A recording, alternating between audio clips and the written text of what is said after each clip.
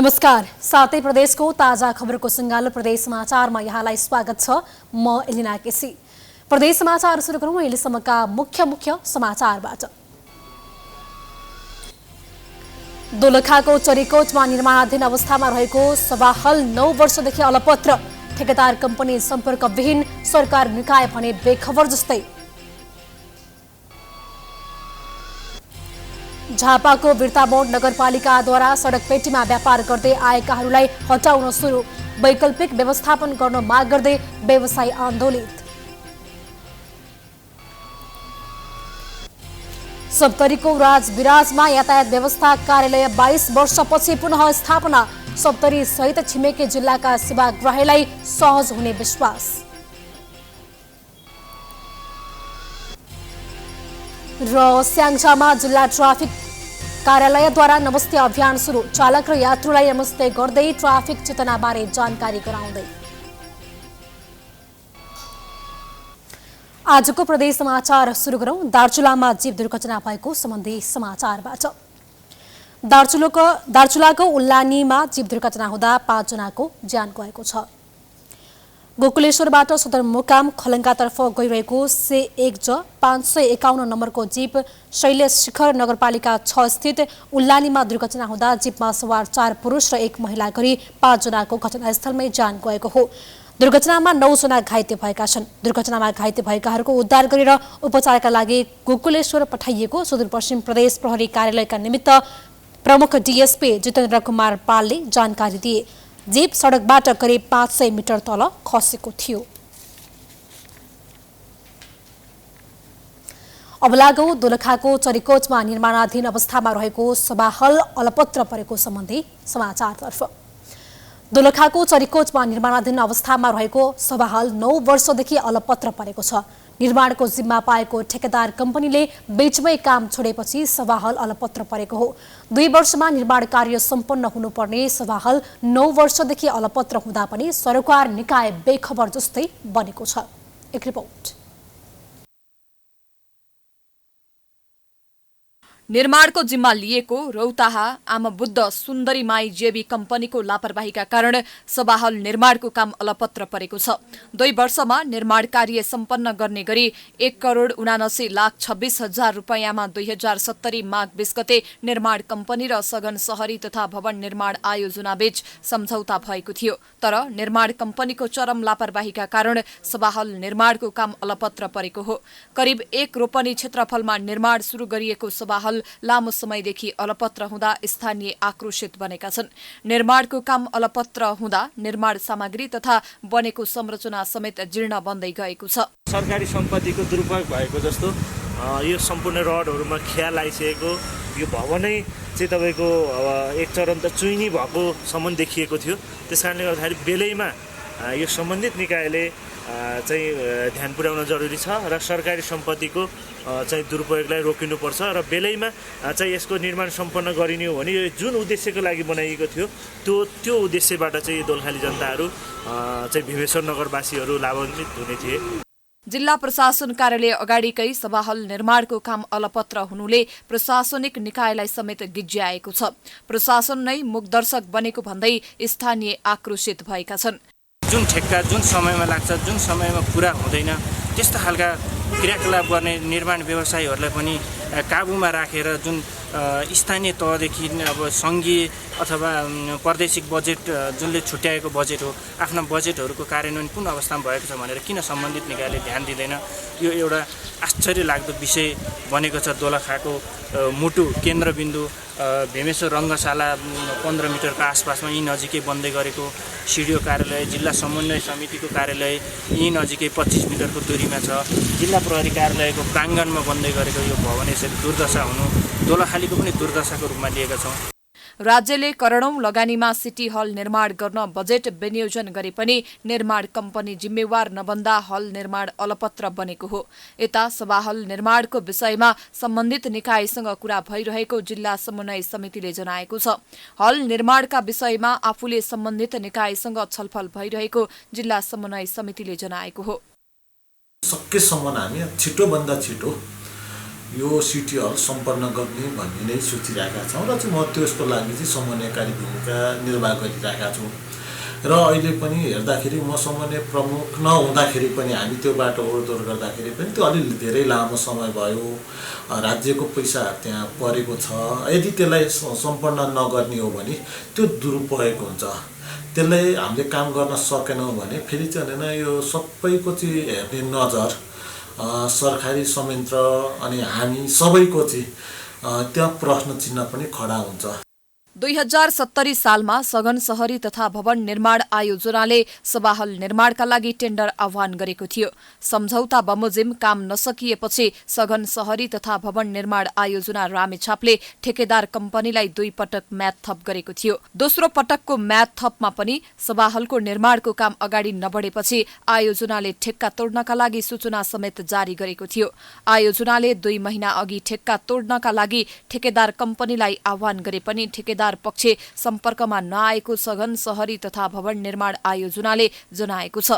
Prime एचडीका लागि दोलखाबाट अविरल बस्नेतको रिपोर्ट। अब लागौ झापाको बिर्तामोड नगरपालिकाले सडक पेटीमा व्यापार गर्दै आएका फुटपाथ व्यापारीलाई हटाउन थालेको सम्बन्धी समाचारतर्फ। झापाको बिर्तामोड नगरपालिकाले सडक पेटीमा व्यापार गर्दै आएका फुटपाथ व्यापारीलाई हटाउन थालेको छ। लामो समयदेखि सडक पेटीमा व्यापार गर्दै आएका साना व्यापारीलाई नगरपालिकाले हटाउन थालेको हो।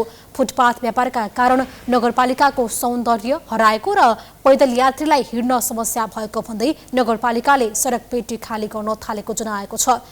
सूचना जारी गरी सडक पेटी खाली गर्न आग्रह गरे पनि व्यवसायीहरूले नमानेपछि हटाउन बाध्य भएको नगरपालिकाले जनाएको छ।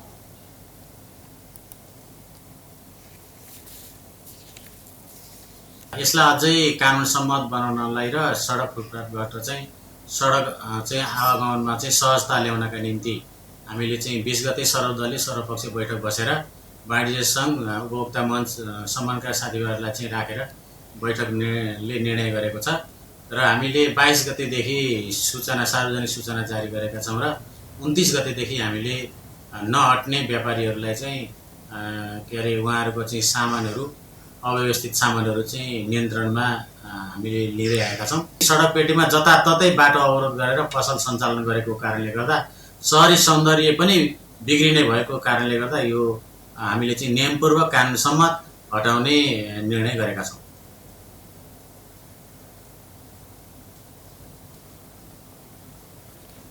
यता फुटपाथ व्यापारीहरूले भने नगरपालिकाको कामको विरोध गर्दै आएका छन्। वर्षौंदेखि व्यापार गरी जीविका चलाउँदै आएका अवस्थामा नगरपालिकाले 81 व्यापार हटाउन थालेको भन्दै व्यवसायीले विरोध जनाएका छन्। व्यवसायीले भने नगरपालिकाले छोटो समयको सूचना जारी गरी हटाउन थालेको गुनासो गरेका छन्। व्यवसायीहरूले व्यापार गर्नका लागि वैकल्पिक व्यवस्था गर्न माग गरेका छन्।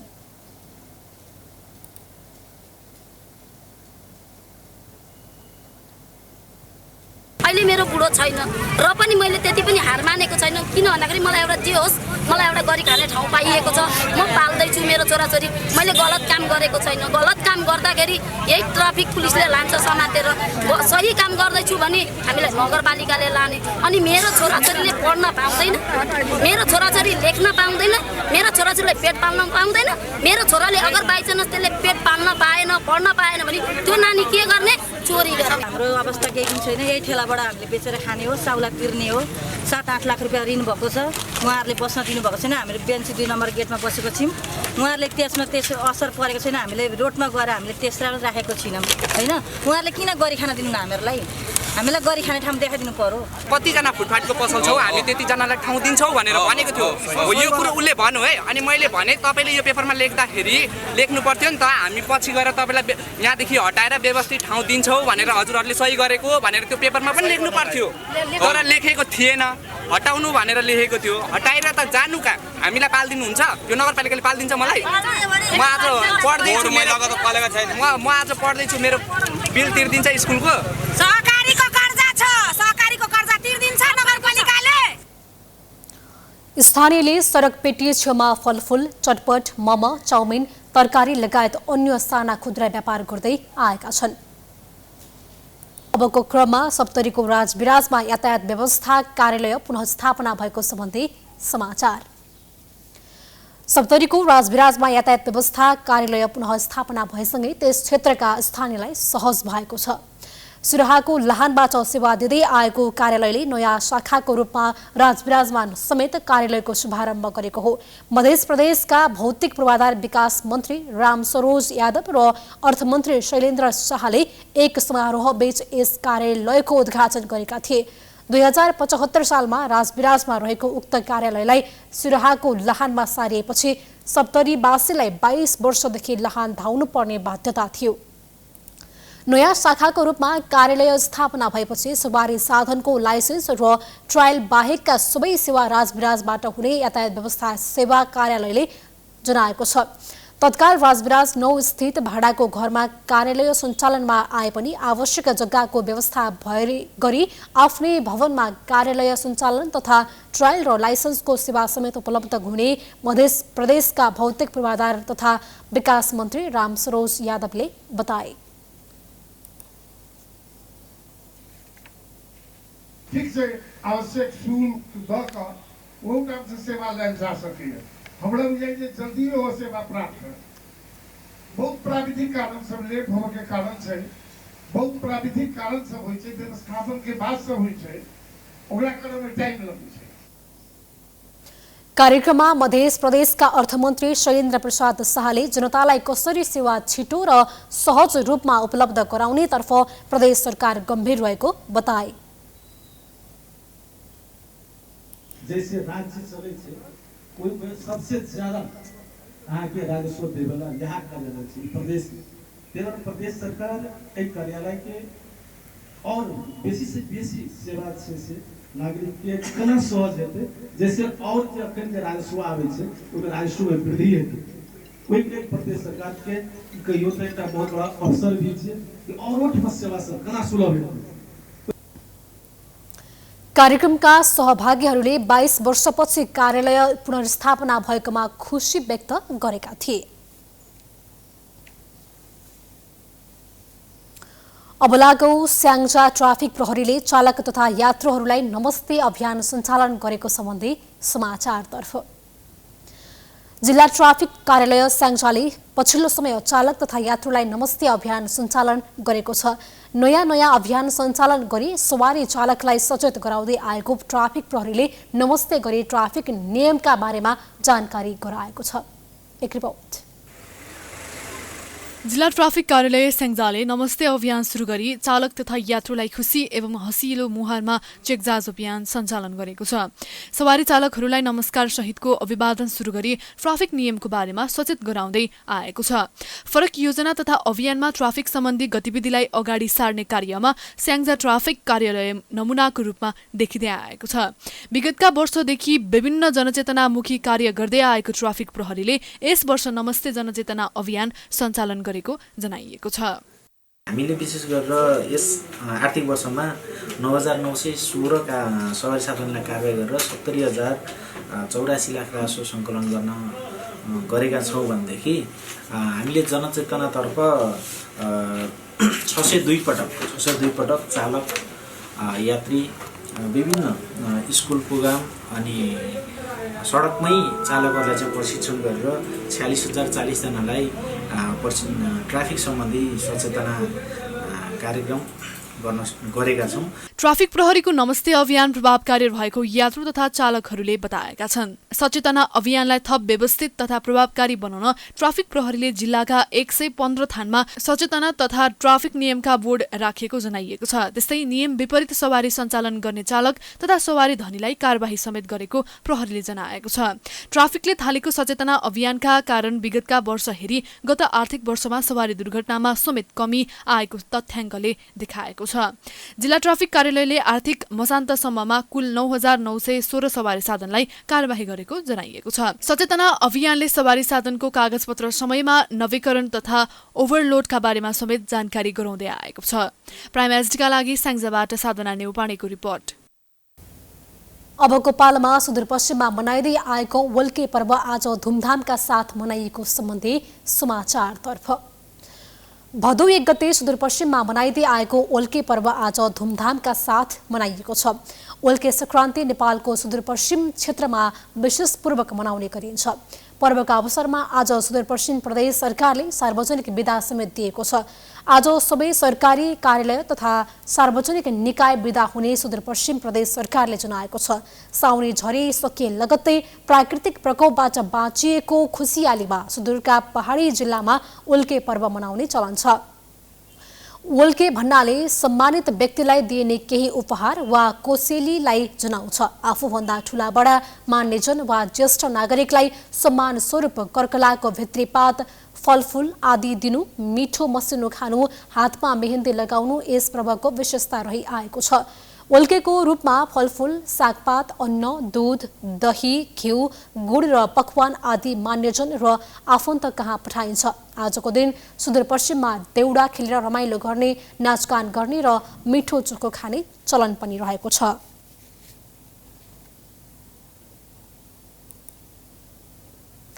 अन्तमा सुनसरीको इटहरी 4 स्थित कचना मन्दिरमा भक्तजनहरूको भिड बढेको सम्बन्धी समाचार। सुनसरीको इटहरी 4 स्थित कचना महादेव मन्दिरको आफ्नै विशेषता छ। कचना मन्दिरमा भान्टा चढाउनाले शरीरबाट घाउ खटिरा र मुसा हराएर जाने जनविश्वास रहेको छ। सोही अनुरूप सुनसरी लगायत विभिन्न जिल्लाबाट भक्तजनहरू भान्टा लिएर आफ्नो भाकलका लागि मन्दिर पुग्ने गरेका छन्। एक रिपोर्ट। थारू समुदायको मानिस र अन्य हिन्दू धर्मावलम्बीहरूको आस्थाको केन्द्रको रूपमा रहेको कञ्चना महादेवको मन्दिर दर्शनका लागि भक्तजनहरूको भिड लाग्ने गरेको छ। सुनसरीको इटरी 4 स्थित उक्त मन्दिरमा वैशाख 3 गतेका दिन भान्टा चढाएका शरीरमा आउने मुसा र घाउ खटिरा हराएर जाने विश्वास रहेको छ। भेन्टेश्वरी मन्दिरको नामले पनि परिचित यस मन्दिरमा वैशाख 3 गते भव्य मेला समेत लाग्ने गरेको छ। विवाह, व्रतबन्ध लगायत धार्मिक सामाजिक कार्य गरिने यस मन्दिरमा शिवरात्रि, तीज जस्ता धार्मिक महत्त्वका दिन भक्तजनहरूको भिड लाग्ने गरेको छ। परम्परा तपाईँको मुसाहरू, घाउ खटिराहरू त्यस्तोहरू चाहिँ निस्क्यो भनेदेखि निस्केकाहरूलाई बैगुनको भार चढाउँदाखेरि यसमा चाहिँ यो शिवालय मन्दिरमा बैगुनको भार चढाउँदाखेरि चाहिँ एकदमै राम्रोसँगले निको हुने भनेर धेरै अगाडिदेखिको परम्परा चलिआएको छ। कचना महादेव मन्दिर परिसरमा सत्य, साई, जय बागेश्वरी, शनि मन्दिर लगायतका देवी देवताको मन्दिर रहेको छ। त्यसकारण पनि शनिबार र सोमबार यस मन्दिरमा भक्तजनहरूको विशेष आगमन हुने गर्दछ। साधारण दिन बिहानी र बेलुकीको समयमा दर्शन गर्न स्थानीयहरू मन्दिर पुग्ने गर्दछन्, तर अन्य समय भने मन्दिर परिसर सुनसान जस्तै हुने गरेको छ। मन्दिर दर्शनका लागि झापा, वीरगञ्ज, काठमाडौँ लगायत अन्य जिल्लाबाट समेत भक्तजनहरू मन्दिर पुग्ने गरेको पुजारीको भनाइ छ। धेरै टाढा टाढाबाट, कोही झापाबाट, कोही वीरगञ्जबाट, कोही काठमाडौँबाट यहाँ हुनुहुन्छ। वैशाख 3 गते मेला लाग्छ यहाँ सबैभन्दा यसको महत्त्व।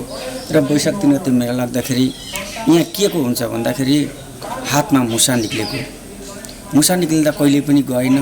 अनि डक्टरहरूकोमा जानुहुन्छ, अनि काट्न लाउँछन्, खुन आउँछ, के गर्छ, त्यो गएन, केही भएन भने यहाँ आएर भेन्टा चढाइसकेपछि त्यो मुसा हराउँछ। धार्मिक तथा ऐतिहासिक महत्त्व बोकेको यस मन्दिरको संरक्षण गरी प्रचार प्रसार गर्न सके मन्दिर दर्शनका लागि टाढा टाढाबाट समेत भक्तजनहरू आउने देखिन्छ।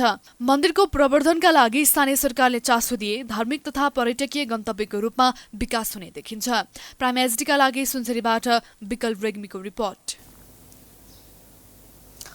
यो सँगै हामी प्रदेश समाचारको अन्त्यमा आइपुगेका छौं। जाँदा जाँदै मुख्य समाचार पुनः एकपटक। दोलखाको चरीकोटमा निर्माणाधीन अवस्थामा रहेको सभा हल 9 वर्षदेखि अलपत्र। ठेकेदार कम्पनी सम्पर्कविहीन, सरकार निकाय भने बेखबर जस्तै। झापाको बिर्तामोड नगरपालिकाद्वारा सडक पेटीमा व्यापार गर्दै आएकाहरूलाई हटाउन सुरु। वैकल्पिक व्यवस्थापन गर्न माग गर्दै व्यवसायी आन्दोलित।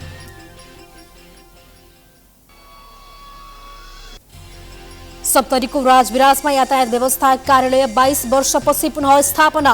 सप्तरी सहित छिमेकी जिल्लाका सेवाग्राहीलाई सहज हुने विश्वास।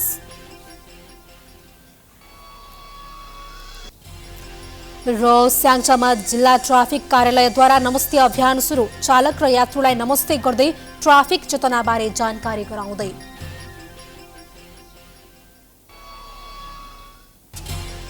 प्रदेश समाचार अहिलेलाई सकियो। हेर्दै गर्नुहोला प्राइम टाइम्स एचडी। नमस्कार।